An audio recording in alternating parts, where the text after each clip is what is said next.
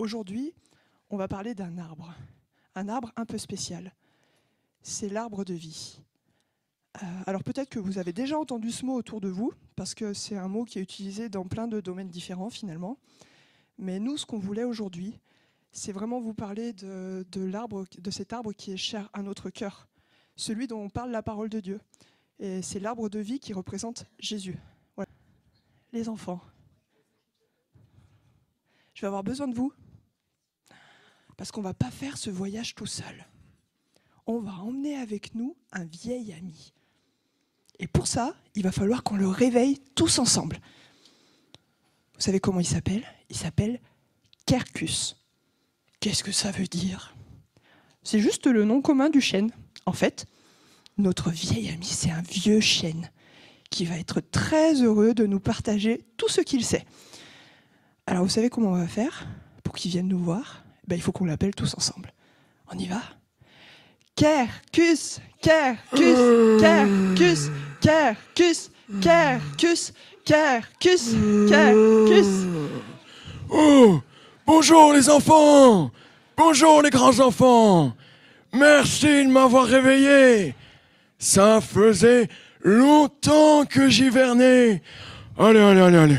Laissez-moi m'étirer les branches, s'il vous plaît. Allez, ça va prendre 2 secondes. Allez, faut que je fasse craquer mon écorce. Allez, écoutez bien.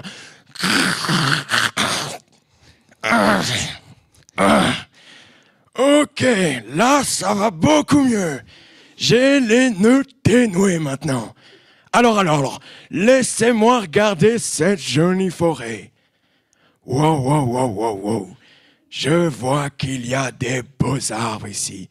Et de toute taille.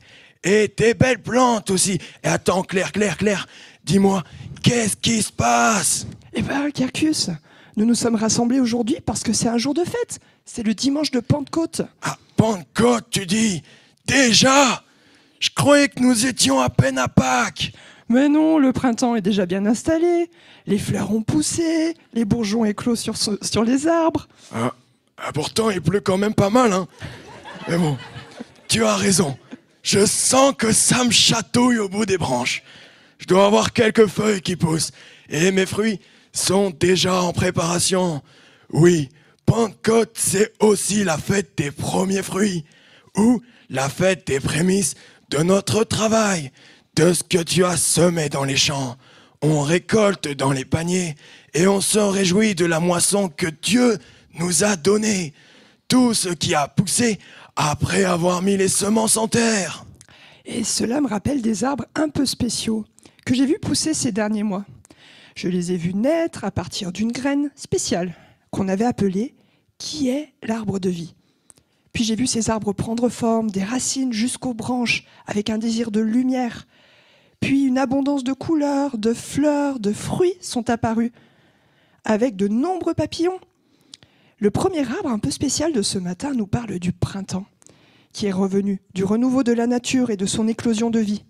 Et le deuxième, ce sont les paniers de la récolte qui débordent, tout comme lors de la fête de Pentecôte, qu'on appelle la fête des prémices de ton travail, de ce que tu auras semé dans les champs. Ok, j'ai bien envie de les voir, ces arbres, hein. Ça doit être des trésors. Mais dis-moi, qu'est-ce qu'il s'appelle là ? Il s'appelle comment ? Il s'appelle l'arbre d'Anaël et l'arbre de Clarisse. Alors, Anaël et Clarisse, venez vite nous rejoindre pour nous présenter vos arbres. On va ouvrir ce coffre un peu spécial.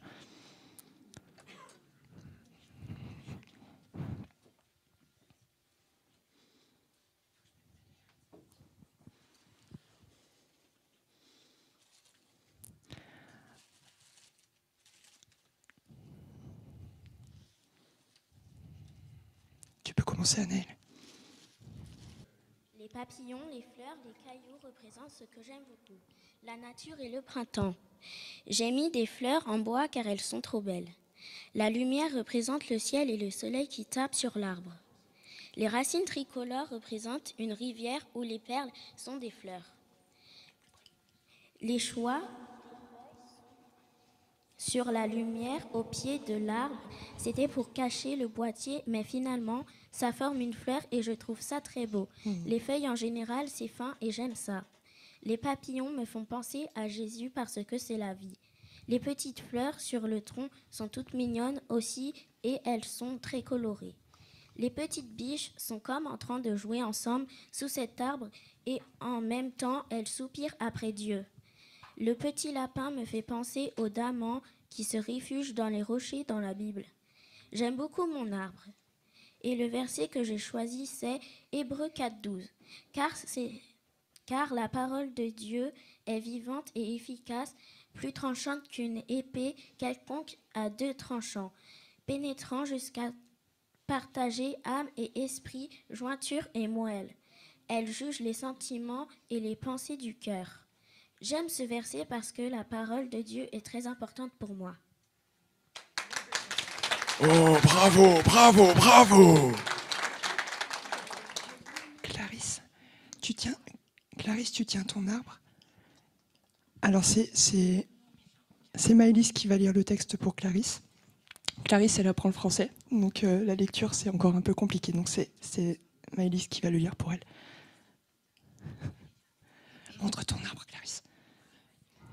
Mon arbre a toutes les couleurs de l'arc-en-ciel. Il me rappelle l'histoire de Noé, dans la Bible, où Dieu fait apparaître l'arc-en-ciel. Il nous a promis qu'il serait toujours avec nous. Toutes ces couleurs me parlent de la joie et des richesses partout autour de cet arbre. Des papillons, des fleurs, des fruits, des feuilles. Au pied de mon arbre, j'ai mis un panier qui déborde de fruits. C'est la vie. Tu peux le montrer. Montre ton panier. Clarisse, quel verset as-tu choisi pour ton arbre? J'ai choisi le verset Matthieu 14. Tous mangèrent et n'eurent plus faim, et on emporta 12 paniers pleins de morceaux qui restaient. Wow. Merci. Merci Anaël et Clarisse. Merci beaucoup pour ce que vous avez écrit. Merci beaucoup, beaucoup, beaucoup. Et pour les versets que vous avez choisis, qui sont en rapport avec les objets que vous avez choisi de mettre sur vos 2 beaux arbres. Ça, c'était une belle démonstration du printemps et de la fête des prémices.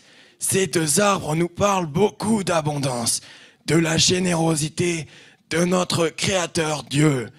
Je ne sais pas si vous êtes retournés vous asseoir. Ah oui, vous êtes retournés vous asseoir. Merci encore les filles. Ah, merci. Alors, j'aimerais vous présenter maintenant un arbre qui résume bien tous les autres petits arbres de ce matin. Quoi? Et Claire, qu'est-ce que tu veux dire? Les arbres des enfants sont-ils tous pareils? Mais non, pas du tout, Quercus. Chaque arbre est très spécifique, mais ils ont tous un point commun. C'est que tous les arbres témoignent de qui est Jésus pour ses enfants. Et ils nous montrent combien Jésus leur a parlé à chacun dans leur cœur. Oh, génial. Tu sais quoi, Claire?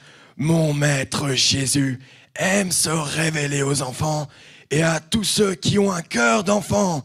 Il y en a qui ont des cœurs d'enfant ici? Oui. Oh, c'est génial. Mon maître se plaisait à répéter qu'il ne faut pas empêcher les enfants de venir à lui. Et c'est pour ça que nous sommes très heureux ce matin d'accueillir Antoine. C'est le plus jeune du groupe des enfants. Antoine, tu peux venir? Allez Antoine, tu vas y arriver. Regarde, il y a Xavier qui va t'aider.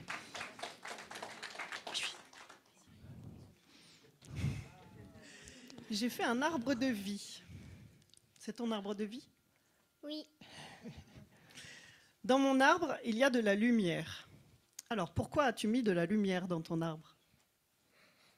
Parce que Jésus, c'est la lumière et c'est pour pas qu'on ait peur. Il y a aussi des coquillages.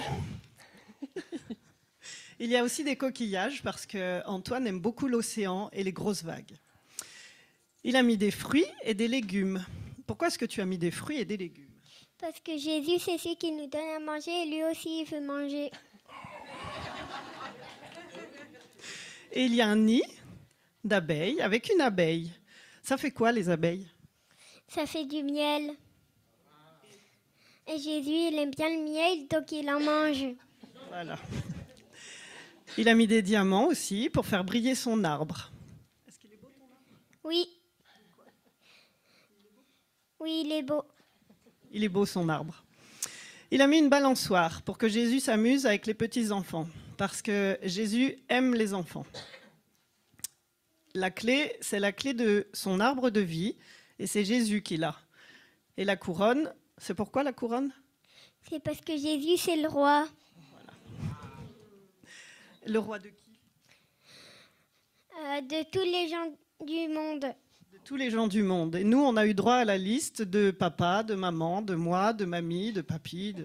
Et ça, voilà, on a eu la liste très longue. Ensuite, il y a un petit livre dans ta Bible, dans ton arbre. Qu'est-ce que c'est que ce petit livre? C'est la Bible. Et la Bible, ça sert à quoi?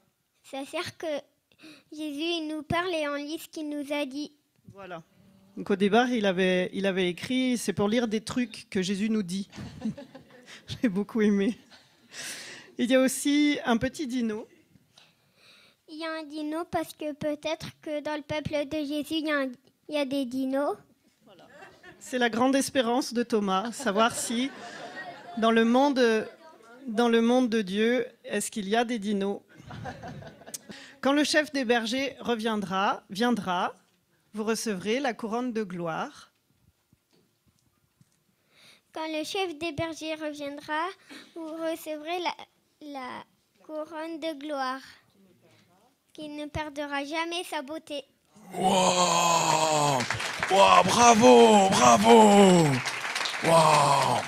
Oh, et Antoine, merci de nous avoir partagé qui est déjà ce grand Jésus dans ton cœur. Merci. Mais la fête de Pentecôte, Quercus, c'est encore autre chose. De quoi cela te parle? Wow. Alors, laisse-moi réfléchir. Si je vais puiser au fond de mes racines, à l'aube de mes jours, cela remonte au temps des Hébreux lors de la traversée du désert. Tu te souviens, Claire, t'y étais? Oui, bien sûr. Ah, le sens de la fête de Pentecôte a été enrichi depuis ce temps-là par le don des tablettes de la loi au sommet de la montagne du Sinaï. C'est la fête de Shavuot. Oui, c'est le symbole de l'Alliance, la fête de Pentecôte ou Shavuot, commémore les événements décrits dans la Bible, dans le livre de l'Exode. Dieu donne la Torah à Moïse, c'est-à-dire la loi de Dieu. Ok Claire, maintenant j'ai une petite question. Savais-tu que la loi de Dieu fut donnée sur le Sinaï 50 jours après la célébration de la Pâque à la sortie de l'Égypte? Oui, c'est le 50e jour après être sorti d'Égypte, le peuple hébreu s'est approché du mont Sinaï, une grande montagne, où le Seigneur a donné à Moïse les 10 commandements. Et ça s'est produit au printemps, quand le Sinaï était couvert de fleurs et d'arbres florissants. Ah, ok. Je comprends pourquoi ce matin, il y a toutes ces branches d'arbres et les fleuves, pas de fleuves, tout autour de nous pour ce jour de Pentecôte. Moi, ça me transfère mentalement au mont Sinaï, à côté de Moïse. Ouais, et puis beaucoup plus tard, à l'époque de Jésus, alors que c'était à nouveau le jour de la fête de Pentecôte, parce que ça revient toutes les années, hein, les enfants, vous savez. Donc à la fête de Pentecôte, quand les Juifs ils fêtaient leur exode d'Égypte avec Jésus, c'est ce même jour que le Saint-Esprit est descendu sur les apôtres de Jésus à Jérusalem. C'était au temps de Jésus. Là, Jésus n'était plus là, mais c'était au temps de Jésus, d'accord? Ok, devinez quoi? J'y étais. C'était exactement 50 jours après la Pâque de Jésus, après l'ascension de Jésus au ciel. C'était la fête de Pentecôte. Et on a vu apparaître des langues de feu qui se sont posées sur les apôtres de Jésus, car ils ont reçu l'Esprit Saint. Oh là là, ça c'est tout à fait passionnant, Claire. Hey, regarde, Quercus. En fait, c'est ce que représente cette Bible. Tu vois cette Bible avec les flammes de feu, Ouais, là, ouais, juste à côté de toi. Ok. Ouais. Alors, il est allumé, cet arbre, parce que ça nous montre comment la lumière, elle sort de cet arbre, de cette parole. Et Quercus, Oui. t'as compris ce que c'était? Non, pas vraiment là. Eh ben, en fait... Tu sais pourquoi on a fait jaillir cet arbre de la vie? Non. Cet arbre, il est dis-moi. enraciné dans la parole de Dieu. Ah. Tu comprends? L'arbre, il est enraciné dans la parole de Dieu. L'arbre, il s'en nourrit, il en prend sa force de cette parole. C'est ce qui lui donne la vie. C'est le sens que prend notre fête de Pentecôte aujourd'hui. La parole de Dieu et la puissance de son esprit. Ah, ok. Eh bien, Claire, si on y réfléchit, pourquoi l'Esprit de Dieu est descendu sur les apôtres et l'Église juste le jour où Israël faisait mémoire du don de la loi et de l'alliance avec Dieu? Eh bien, tu sais quoi? Je vais vous le dire. Ézéchiel nous avait prévenu que Dieu vous donnerait, à vous tous les humains, un cœur nouveau, qu'il mettrait en vous un esprit nouveau. Eh, vous avez entendu ce que j'ai dit? Il mettrait son esprit en vous. Ouais. Et oui, Carcus, tout à fait, t'as raison, ça s'écrit dans Ézéchiel 36. La nouvelle loi, c'est l'Esprit Saint. En effet, par sa mort et sa résurrection à la Pâque, Jésus nous a donné à la Pentecôte le Saint-Esprit, qui est l'Esprit de Jésus. Oui, c'est exactement ça. Écoutez bien les enfants. Eh, vous écoutez, hein? Ouais, je préfère. L'Esprit de Dieu transforme l'homme. Il lui apporte la vie. Il lui donne une nouvelle vie. Voilà la nouveauté apportée par le Saint-Esprit à la Pentecôte. L'Esprit de Dieu transforme le cœur de l'homme et le rend capable d'aimer Dieu et d'obéir à ses commandements. En fait, il faut comprendre le message de la Pentecôte.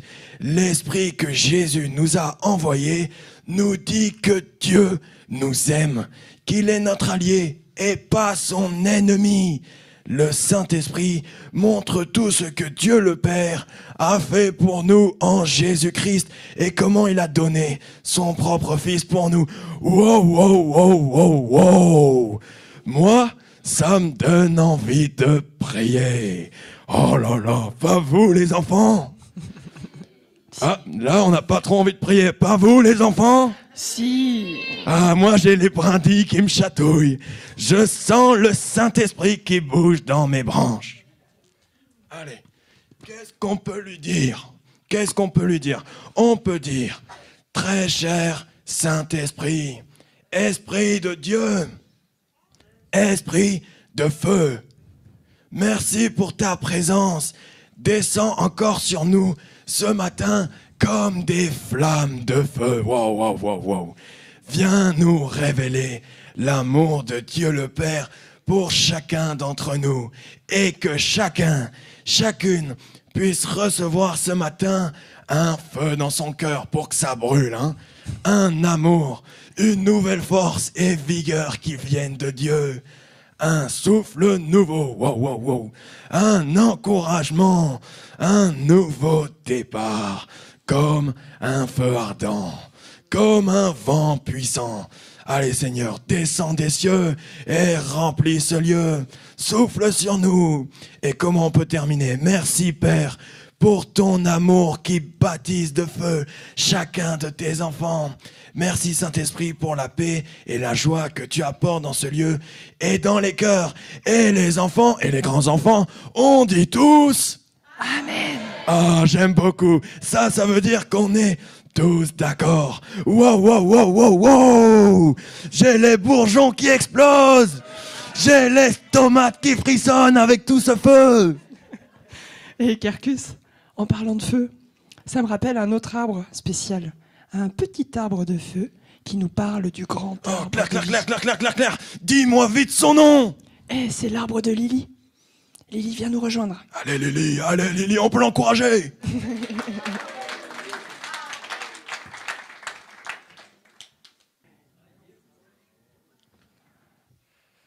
Mon arbre est en feu. Je l'appelle mon arbre de feu parce qu'il a les couleurs du feu. Le bordeaux pour le sang de l'agneau, le rouge pour le sang de Jésus sur la croix, le orange pour faire le tri uni qu'on aime fort et le jaune pour la lumière.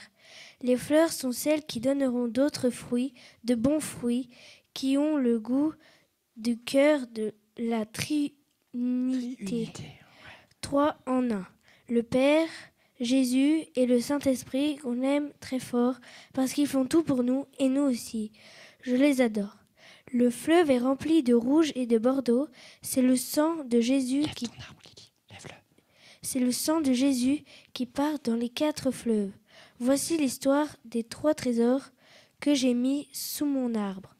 Le hérisson m'a parlé et il m'a dit « Moi je suis les épines de la couronne qui a été mise sur la tête de Jésus sur la croix. » Le lapin m'a parlé et il m'a dit « Moi je suis tout blanc comme le drap qui a enveloppé Jésus quand il est mort. » Le raisin m'a parlé et il m'a dit « Moi, quand je suis écrasé, je deviens exactement la couleur du sang qui coule sur la croix. »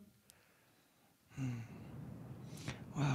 Merci Lily pour le texte que tu as préparé et que tu as voulu nous partager. Tu nous parles de la mort de Jésus et tu te rappelles Lily, Jésus il est mort sur une croix et une croix c'est fait de quoi? De bois? De bois, ouais. Elle est faite de bois. Et le bois il vient d'où? D'un arbre? Bah ouais, d'un arbre, exactement. Les croix elles étaient fabriquées avec un arbre. Oh, wow. Alors merci Lily. Ouais, Tu peux- merci tu peux Lily, aller te merci beaucoup. Allez. Les enfants, est-ce que vous savez que le bois de la croix utilisé par les Romains pour les crucifixions était un bois méprisé? Wow. Ce n'était pas une essence noble. Ce n'était pas un arbre qui portait des fruits.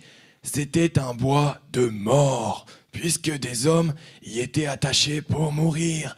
Mais ça c'est génial. C'était le plan de Dieu que Jésus soit crucifié sur une croix, car Dieu voulait que tous les hommes soient sauvés. En plus, c'était impossible d'arriver à obéir à toute la loi. Alors Jésus, oh là là, que je l'aime, qui était parfait, a obéi à toute la loi et l'a fait à notre place. Mais les enfants, pourquoi Jésus est mort? Pourquoi Jésus il a accepté de mourir? C'est peut-être la chose... Ah, vous voulez dire des choses? Allez-y, je vous écoute. Pour nous sauver. Ouais. Oui. Il est mort pour nous. Ouais. Il est mort pour se sacrifier. Bonne Et réponse. pour nous. Ouais. En fait, c'est la chose la plus importante à comprendre. Hein? Parce que c'est grâce à la mort et au sacrifice de Jésus, comme l'a dit Kylian, que nous sommes sauvés. Et que nous pouvons avoir le pardon de nos péchés et aussi la vie éternelle. On appelle cela le sacrifice de Jésus, comme le sacrifice d'un animal à la Pâque. Jésus, c'est l'agneau de la Pâque. Eh oui, Claire, la résurrection de Jésus rend au bois de la croix toute sa noblesse et sa vie. Comme Jésus est mort et ressuscité sur une croix ou sur le bois d'un arbre, on peut dire que c'est l'arbre de la croix le plus important, car il donne le pardon de nos péchés et la vie éternelle. Cela représente son sacrifice qui nous donne la vie. L'arbre de la croix rétablit le lien entre la terre et le ciel, entre les hommes et Dieu, donc vous. Ah là là, l'arbre de Jésus, c'est l'arbre de la vie. Oui, Carcus, l'arbre de vie. On continue notre voyage avec l'arbre de vie, t'es d'accord? Oh mais comment que ça que je suis d'accord? Et allez, parlez-nous encore de l'arbre de la vie dans la Bible. Ok les enfants? Alors, c'est l'arbre de Louane qui nous explique que dès la Genèse, l'arbre de vie apparaît dans le jardin d'Éden. Dans mon arbre, j'ai fait le contour en vert, comme la nature, et mes racines aussi sont vertes. Il y a plein de couleurs parce que mon arbre est plein de vie. J'ai mis des tresses vertes, des feuilles et des perles dans les racines parce que même les racines ont de la vie. Les fleurs que j'ai mises deviendront ensuite des fruits et les fruits donnent de la nourriture. Et dans la Genèse, Adam et Ève, avant de manger de l'arbre de la connaissance du bien et du mal, mangeaient du fruit de l'arbre de la vie. C'est pour ça que j'ai voulu en mettre. Le verset que j'ai choisi parle des clés que j'ai mises dans mon arbre. C'est où tes clés? Tu les montres? Ouais. C'est dans Apocalypse 1, 18. Jésus dit « J'étais mort et voici, je suis vivant au siècle des siècles. Je tiens les clés de la mort et du séjour de la mort. » Wow. Ouais, applaudissez, applaudissez. J'écoute, Merci Louane de nous avoir expliqué que l'arbre de vie de Dieu, c'est un don. Il est associé à l'amour de Dieu et à sa protection. Dans le jardin d'Éden, il donnait la nourriture éternelle à Adam et Ève et la vie éternelle.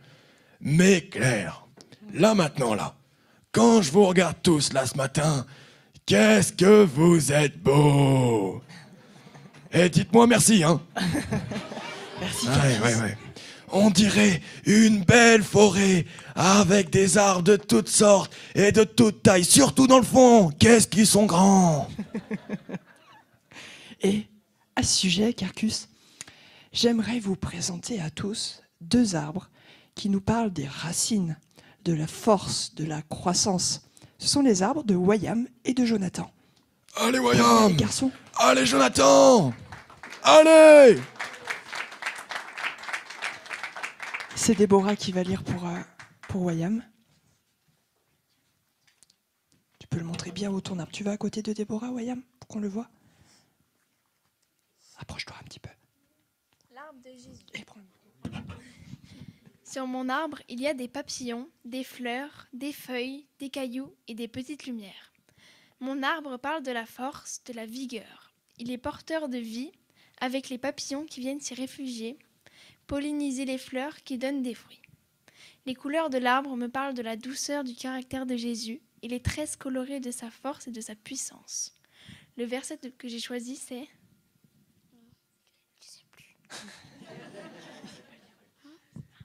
C'est 1 Pierre 5, 4, qui parle de ce que Jésus, roi et berger aussi. Alors, quand le berger en chef paraîtra, vous recevrez la couronne de gloire qui ne perdra jamais sa beauté. Merci, Wayam. Merci à vous deux. Jonathan. Attends, il y a Jonathan maintenant qui doit nous montrer son arbre aussi, Carcus. Regarde un peu comme il est beau. Vas-y, mets-toi à côté pour qu'on le voit, Jonathan. Regarde, va voir Emmanuel.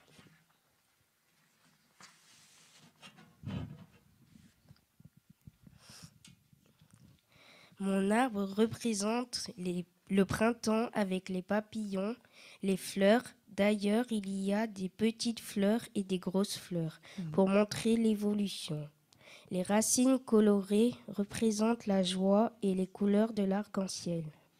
C'était difficile et long à fabriquer. Ça demande de la patience, cette construction. C'est un parallèle avec la vie de tous les jours. Les lumières reflètent le soleil qui brille dessus. Dans les petits trésors que j'ai mis autour de mon arbre, j'ai choisi la lampe comme dans ce verset qui dit qu'elle éclaire mon chemin. Cette lampe va avec la Bible, la parole de Dieu qui est vivante. C'est d'ailleurs le verset que j'ai choisi pour mon arbre. Le psaume 119, verset 105. Ta parole est une lampe à mes pieds, une lumière qui éclaire mon chemin. Ensuite, le raisin et la vigne, parce que Jésus est le cep de cette vigne, et nous sommes les sarments. Ouais. Oh là là, merci à vous deux les garçons pour vos révélations. Les belles racines de vos arbres me parlent beaucoup. Tout comme les arbres trouvent la stabilité et la force de leur stature dans l'enracinement, nous avons nous aussi besoin de nous enraciner dans l'assurance que Dieu nous aime et nous connaît personnellement. Et comme l'arbre, il y a la légèreté des feuilles et du vent qui passe au travers, qui suggère le mouvement, le souffle de Dieu qui agit en nous. Un arbre se plie, hop hop hop, se courbe face au vent tempétueux. Ah, peut-être un peu de vent là. Il a cette humilité pour éviter de se briser, vous savez. Il pousse sans arrogance. Mais je comprends, Jonathan, lorsque tu dis que ce n'était pas facile de tresser ces arbres. Tu sais quoi? C'est pareil dans la vie, Jonathan. Notre croissance ne se fait pas en un jour. On ne passe pas rapidement du stade de tige à une écorce épaisse et beau gosse comme moi. Il faut du temps. Il faut beaucoup de lumière, beaucoup d'amour, beaucoup d'eau, de la parole de Dieu, saison après saison. Comme nous les arbres, vous les humains, vous traversez des hivers dans vos vies. Mais devinez quoi?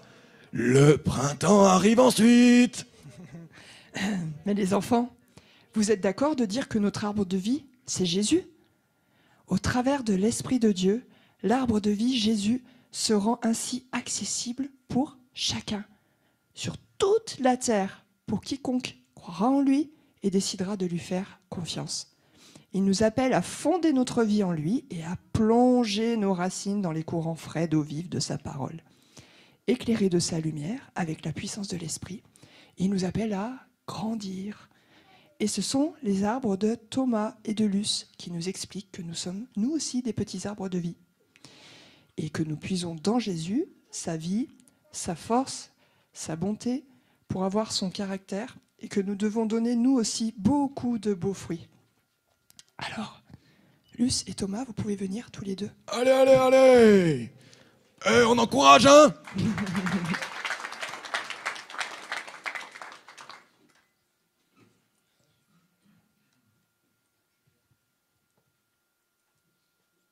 C'est toi qui commences.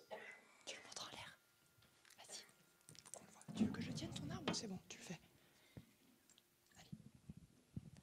J'ai fait un arbre de vie, un arbre de la liberté, parce que Jésus nous donne de la liberté. On a mis des lumières, c'est la lumière de Dieu. Elle éclaire mon cœur.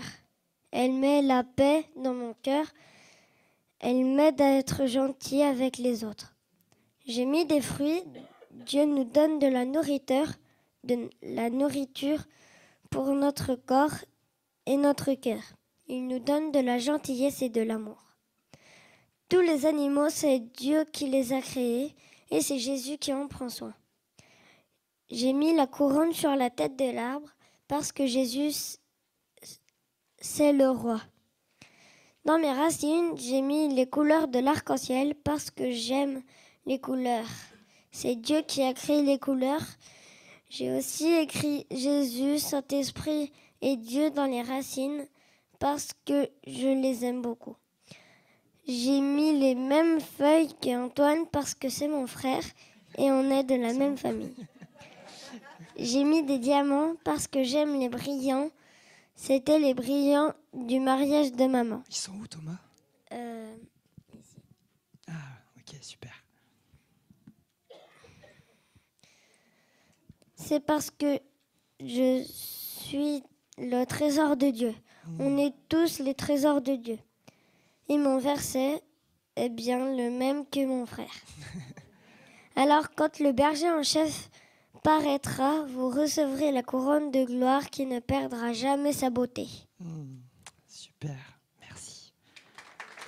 Ouais!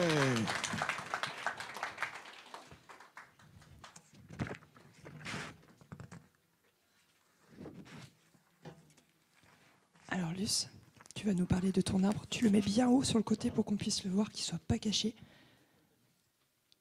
Tu arrives à le tenir. Superbe. Mon arbre est un soleil. Mon arbre est jaune parce que c'est un soleil. C'est un arbre de lumière. Comme le soleil, cet arbre appelle la chaleur et la vie. Des papillons viennent s'y réfugier. Ils donnent de belles fleurs qui deviendront ensuite de beaux fruits. J'ai mis des roses dans les racines parce que la vie de l'arbre descend jusqu'aux racines. La biche et le cerf sont venus trouver un refuge sous cet arbre. En même temps, ils viennent trouver la chaleur qui est donnée par l'arbre. Et le verset que j'ai choisi va avec la vigne et le raisin que j'ai mis dans mon arbre. Jean 15, 5. Je suis le cep de la vigne, vous en êtes les serments. Celui qui demeure en moi et en qui je demeure portera du fruit en abondance, car sans moi, vous ne pouvez rien faire. Le hérisson aime cet arbre et peut manger de ses bons fruits. C'est comme quand nous, on mange le pain qui signifie le corps de Jésus.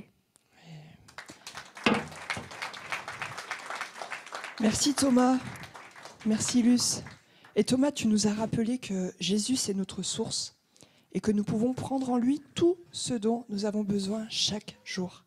Et merci Luce, parce que toi, tu nous as rappelé que chacun d'entre nous est un petit arbre de vie. Vous pouvez regarder votre voisin et vous pouvez voir l'arbre de vie qu'il est. Tu es un petit arbre de vie. Et vous devez chacun, en tant que cet petit arbre de vie, être un soleil qui brille pour les autres. C'est notre appel. Nous devons être ce soleil qui brille pour les autres. Et nous sommes aussi appelés à être un ombrage, un abri, un soutien pour beaucoup d'autres autour de nous. Oh, et merci Luce d'avoir choisi le verset 5 de Jean 15, qu'est-ce que je l'aime. Comme tu l'as lu, sans Jésus, nous ne pouvons rien faire. Oh là là, ça fait réfléchir. Alors, dans le projet de Dieu, il y a toute sa famille auprès de lui. Et c'est le petit arbre de Julie, pour finir, qui nous raconte ce que Dieu nous dit dans le dernier livre de la Bible, de comment sera notre grand arbre de vie. Alors Julie, tu peux venir. Pas d'applaudissements là. Ils sont concentrés. Ouais. Ils sont concentrés, ils écoutent, ils regardent. Bien. À côté de l'arbre que j'ai fait, il y a un ruisseau qui donne la vie à l'arbre. Et dans l'Apocalypse, c'est écrit que l'arbre de vie est à côté d'un fleuve et qu'il apporte la guérison aux nations. J'ai mis des cailloux blancs sur la rivière, comme en vrai, comme ça fait plus réaliste. Les fleurs dans l'arbre attirent les papillons. Il y a des pompons verts qui font les feuilles. Je n'en ai pas mis beaucoup parce que je voulais représenter le printemps quand tout renaît. Il y a des fleurs dans les branches, mais aussi sur le tronc et dans les racines, où on trouve des roses et des perles. Ça veut dire qu'il y a la vie dans les branches, dans le tronc et les racines. Chaque partie de l'arbre est vivant, même la partie dans la terre. Pour les trésors que j'ai choisi de mettre dans mon arbre, il y a une Bible posée sur une balançoire, comme s'il y avait un enfant qui lisait la Bible à l'ombre de cet arbre, puis il l'a laissé là, paisiblement. Il y a aussi un hérisson qui traverse la rivière. Il profite de l'abri de l'ombre et de l'arbre. Le bruit du courant d'eau est apaisant, et la lumière dans l'arbre éclaire cet arbre aussi. Et j'ai choisi un verset pour mon arbre. C'est Apocalypse 22. Au milieu de la place de la ville, sur les deux bords du fleuve, il y avait un arbre de vie, produisant 12 fruits et 12 fois des fruits, rendant son fruit chaque mois, et dont les feuilles servaient à la guérison des nations. Wow.